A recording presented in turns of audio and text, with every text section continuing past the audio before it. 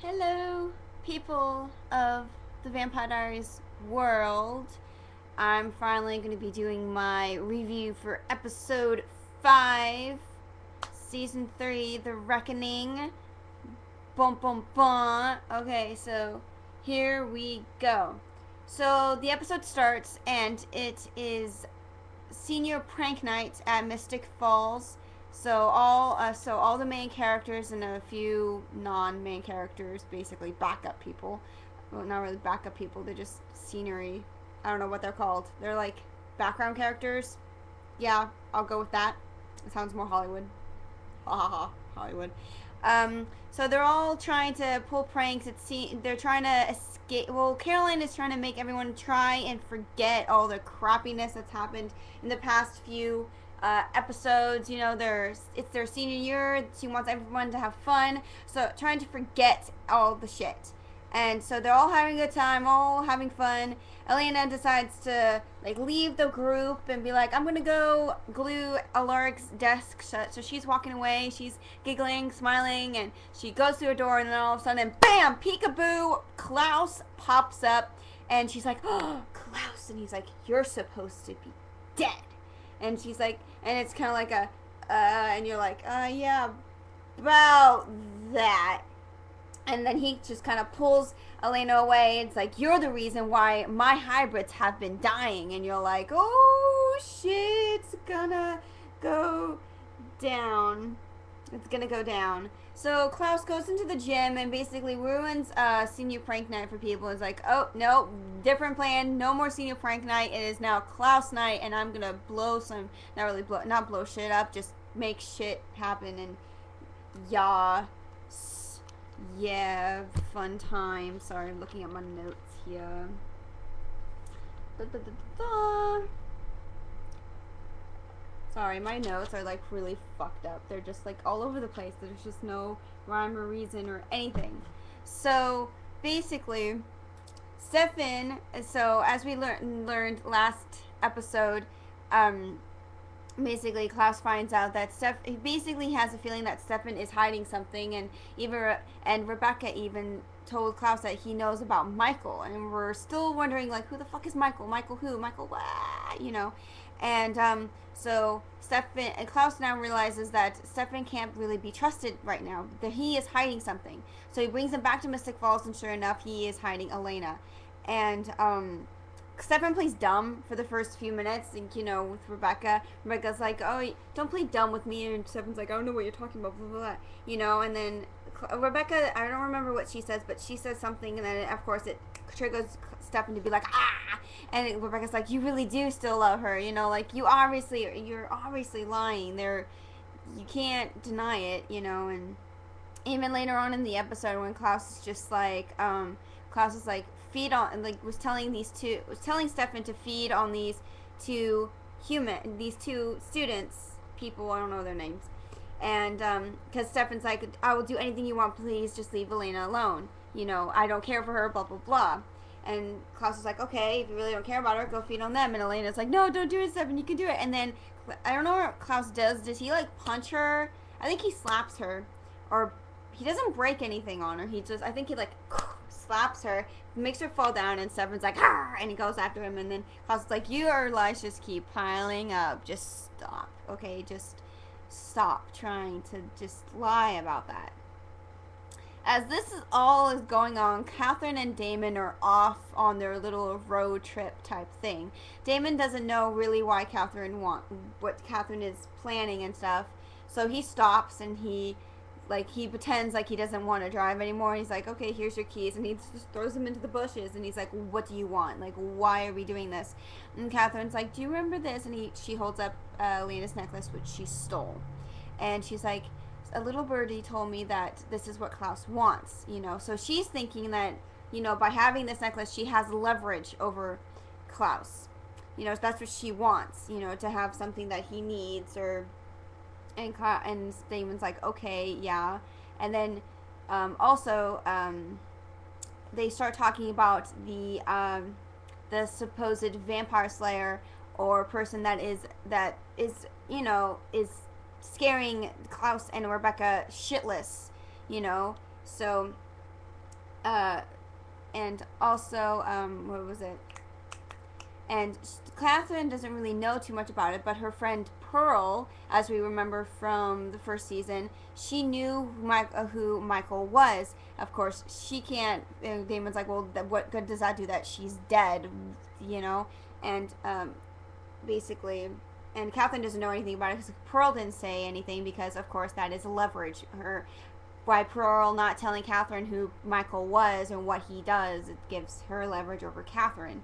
And the only person that Pearl told about Michael was Anna, and Catherine basically is like, do you really, okay, Damon, if you want to be in this, you have to, be really in this. And Damon's like, whatever. And she's like, oh, and by the way, this probably won't get you any brownie points or something like that at home.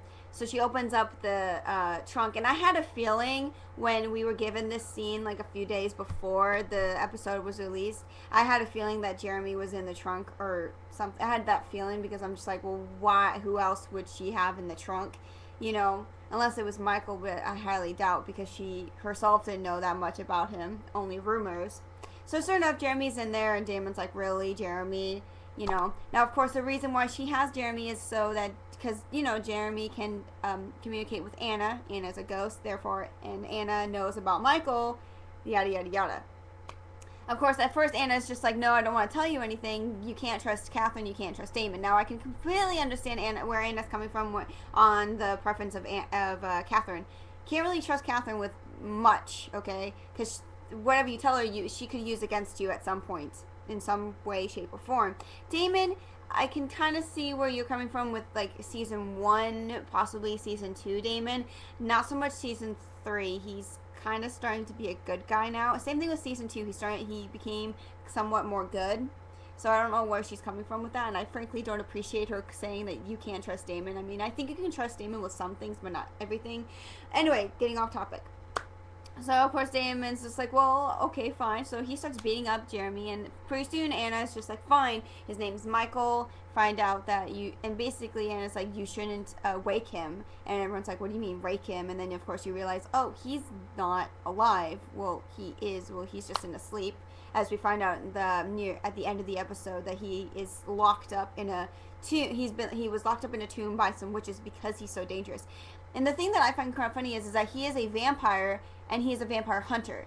That's kind of redundant or ironic. It's just like you're a vampire and you hunt vampires. That I don't know why, but I found myself cracking up at that. Am I the only one who found that completely hysterical?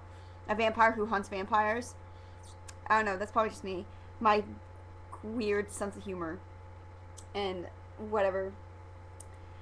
So, yeah, and I was just like, don't trust him, blah, blah, blah. His name is Michael, yada, yada, yada.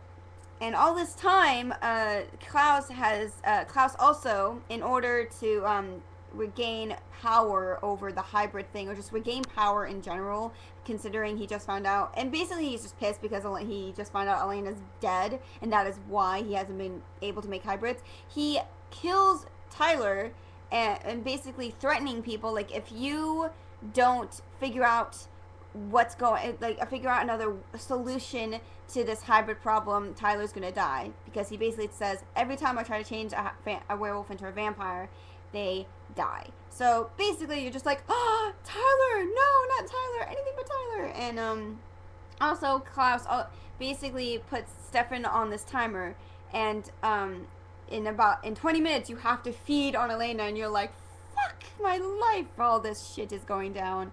And basically by the end of the episode, Klaus completely breaks Stefan of all his thing. Like, Klaus compulses Stefan to forget everything, just to let go, and it's just like amazing, because Stefan's like, don't do it, and Klaus is like, I didn't want to, but this is the only way you'll listen to me. And he's just like, just stop, and he just loses all of it, all of his some pieces of his humanity that Stefan had built up over the centuries is now completely gone, and you're just like left with what? And this whole time I'm thinking, where the fuck is Damon? Damon needs to get his ass down here and help Elena and all that. And during this time, Rebecca finds out that Elena has her necklace, and of course Rebecca gets really pissed off. And I love Claire Holt, who plays Rebecca. I love her. I love her. And of course Elena's just like, oh, Catherine stole my necklace. I'm sorry about that, you know. And Rebecca is still very pissed off about that, and I would be too. And while this is going on, fucking Matt, don't even get me started. I'm going to say this really short, sweet, to the point. Matt is a fucking idiot. I really don't like Matt. Matt's trying to communicate with Vicky, and as we all know, Vicky, from what Anna has been saying, that Vicky is bad. Don't trust Vicky. And of course Matt tries to kill himself and in order to talk to Vicky, and of course she basically says the things that Anna has already reiterated to Jeremy and Catherine and Damon, so it's nothing we don't already know, and it's just stupid. And then by the end of the episode, I guess Matt is now suddenly able to talk to Vicky, which I am very certain is not a good thing at all. You know, you're just like, uh-oh, he can now see Vicky. Great, because he had a near-death experience. Yeah. And then we also find out that Elena's blood is what makes a hybrid, basically helps make a hybrid, you know. So you basically find out that if Elena were to have died last season, Klaus would still not be able to make hybrids. He would need her blood. So basically the witch, who really obviously really hated Klaus for very obvious reasons, is still fucking with him even in the grave. So, and that's a really bad. So basically, by the end of the episode, Elena's like blood is being drained in order to help Tyler become a hybrid, and you're just like, oh my god, Jesus fuck. And then finally, Damon saves Elena. I was so happy. I was just like, yay, thank you.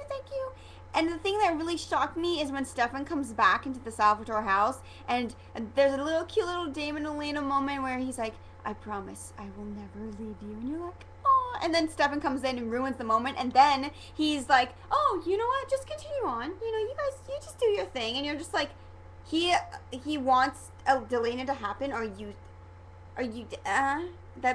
That doesn't make sense. Wow, okay.